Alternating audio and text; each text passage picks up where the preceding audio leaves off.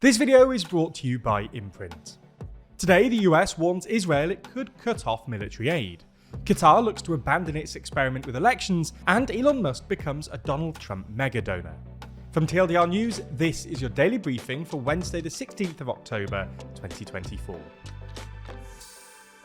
The United States has warned Israel that if it doesn't let more humanitarian aid into Gaza, it could face restrictions on US military aid.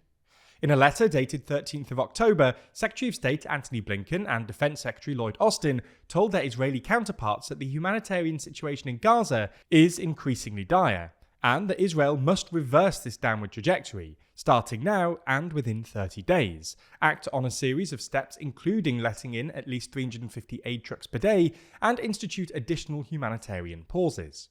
A similar letter sent in April prompted an increase in humanitarian aid entering Gaza. However, this has evidently not lasted. US State Department spokesperson Matthew Miller said that aid inflows had fallen by over 50% from where it was at its peak. Aid agencies have warned of an utterly desperate situation, particularly in North Gaza, which the World Food Programme says is basically cut off from aid, and where a renewed Israeli military offensive is taking place, prompting the UN Secretary-General to condemn the, quote, large number of civilian casualties inflicted by Israeli forces. The Israeli military says it's committed to abiding by international law and denies warnings from the likes of the UN Human Rights Office that it's seeking to carry out the, quote, large-scale forced transfer of the civilian population from North Gaza. Nevertheless, the White House said that the letter sent to Israel was not meant as a threat, but rather was meant to reiterate the sense of urgency it feels. But the timing of the letter has raised some eyebrows. There are now under 3 weeks until the US presidential election, and the 30-day window that the US has given Israel means that any US action would be delayed until after the election. However, the State Department's Matthew Miller said the timing was unrelated to the upcoming election. Miller also did not go into specific details of what consequences Israel might face if it refuses to meet the US's demands. The Biden administration has largely declined to impose restrictions on the billions of dollars worth of military aid that the US supplies to Israel, despite previous concerns and warnings over Israel's prosecution of the war going unheeded. In fact, the letter was sent on the same day that the US announced it would supply Israel with an advanced THAAD anti-missile system and deploy some 100 US troops to operate it. There's more on the way, but remember to subscribe and ring the bell for more daily briefing tomorrow. Plus, if you want to support the channel like Luigi DeCenzo, then consider joining the TLDR Daily Membership Program for just $1.99.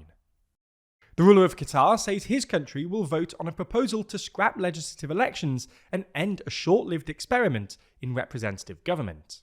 Qatar held its first ever elections in 2021, when voters elected 2/3 of the Advisory Shura Council. The constitution had actually been amended to allow for elections back in 2003, but it took nearly 20 years for one to take place. The ruling emir, Sheikh Tamim bin Hamad Al Thani, said that the election had been an experiment, and that the government had reviewed it and decided to propose constitutional amendments to scrap elections, which should be voted on in a binding referendum. Qatar saw the 2021 election as sparking tribal and familial tensions, and Sheikh Tamim said that an election assumes an identity-based character that we are not equipped to handle, with potential complications over time that we would rather avoid. Qatar, like several other oil-rich Gulf Arab states, is ruled by a powerful hereditary leader, and its rollback of, albeit very limited, political representation is not unique in the region. In May, the emir of nearby Kuwait dissolved the country's parliament and suspended parts of the constitution for up to 4 years, citing recent political deadlock. Sticking with news from the Gulf, today the European Union is set to host its inaugural summit with 6 wealthy Arab states from the Gulf Cooperation Council. The summit comes as part of the EU's diplomatic push among far-flung countries in an attempt to generate international support to isolate Russia. Since Russia's invasion of Ukraine, the EU has reached out to other regional organisations, holding its first summit with Southeast Asia's ASEAN bloc, and its first summit for 8 years with CELAC, the Community of Latin American and Caribbean States. Anticipated discussions will encompass a wide array of topics, including trade and investment, renewable energy, regional security, and issues affecting citizens, such as visa policies. The EU aims to increase its investments in the Gulf, an area where it currently lags behind both China and the United States, who have significantly ramped up their presence in the region. In turn, Gulf states are likely to advocate for greater visa liberalisation for their citizens. While UAE citizens benefit from short-stay visa-free access to the EU, individuals from other Gulf nations must secure a visa valid for 5 years. In attendance will be top EU officials, along with Saudi Crown Prince Mohammed bin Salman, which marks his second official visit to Brussels, having previously attended for the Global Coalition Against ISIS in 2015. Other Gulf heavyweights in attendance include the Emirs of Qatar and Bahrain. With just under 3 weeks left until the US presidential election, federal disclosures show that billionaire businessman Elon Musk has given around $75 million to his pro-Donald Trump spending group within the span of 3 months, making him a Republican mega-donor. American PAC, which is focused on turning out voters in the closely contested battleground states, spent around $72 million of Musk's contribution between July to September, which is more than any other pro-Trump super PAC focused on voter turnout, meaning encouraging Trump-leaning Americans that don't always vote to cast ballots this cycle.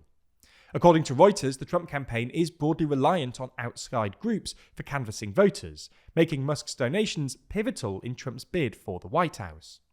Musk, who has said that he's voted for Democratic presidential candidates in the past, has taken a sharp turn to the right this election. Although it was reported earlier this month by Reuters that he had been secretly funding a conservative political group for years, long before Trump came into the picture. He endorsed Trump in July and appeared with him at a rally in Pennsylvania earlier this month. Musk will reportedly continue to campaign for Trump in Pennsylvania, a crucial state for both Trump and his Democratic opponent, Kamala Harris. In our final uplifting story today, the story of a Chinese couple who created a cancer kitchen in their alley, allowing family members to cook for loved ones in a nearby hospital, has returned to the media spotlight, following the couple's recent interview with the South China Post. Back in the early 1990s, the couple operated a restaurant adjacent to the Jiangxi Cancer Hospital. After their restaurant was demolished, they opened a breakfast stall at the same location. In 2003, they came up with the idea to create a community cancer kitchen designed to support those caring for patients. For a modest fee of approximately 32 cents, anyone can access the kitchen. As donations began to exceed their costs, the kitchen has grown to serve nearly 10,000 people. In 2019, the local government recognised their efforts and provided funding for renovations to their kitchen. So for over 2 decades now, the couple have been serving their community and have gained national recognition for their efforts. Speaking to the South China Post, Mr. Wan Zhucheng said more recently, no matter what life throws at you, you must eat good food. Fans of TLDR like you care about understanding the world around them. That's where today's sponsor Imprint comes into play. If you care about building a life of learning, then Imprint is the app for you. It's a new way to learn that turns your phone from an attention-sucking device to a tool for growth. You may have heard this before, but unless you've used the app, you likely haven't experienced something like this. That's because Imprint is beautifully illustrated and animated, creating a highly visual, bite-sized and interactive learning experience. It's the perfect antidote to a world where social media tries to keep us mindlessly dopamine scrolling day in and day out. Their library includes courses on topics like psychology, history, philosophy, finance, productivity, and many more, and quick reads you can consume in a single sitting. Since we last spoke to you about Imprint in September, I've done the philosophy course and am focusing on their course on the science of happiness. People study how to get in shape, how to eat right, and how to advance in their career. Understanding how humans are wired to be happy has been an interesting path to go down that I highly recommend to all of you. So make yourself feel better about your screen time, build a real habit of learning every day, and join the millions of people using Imprint. Plus, if you use the link in the description or scan the QR code on screen, the first 200 people will get 20% off an annual plan. Plus, they'll know that you came from us.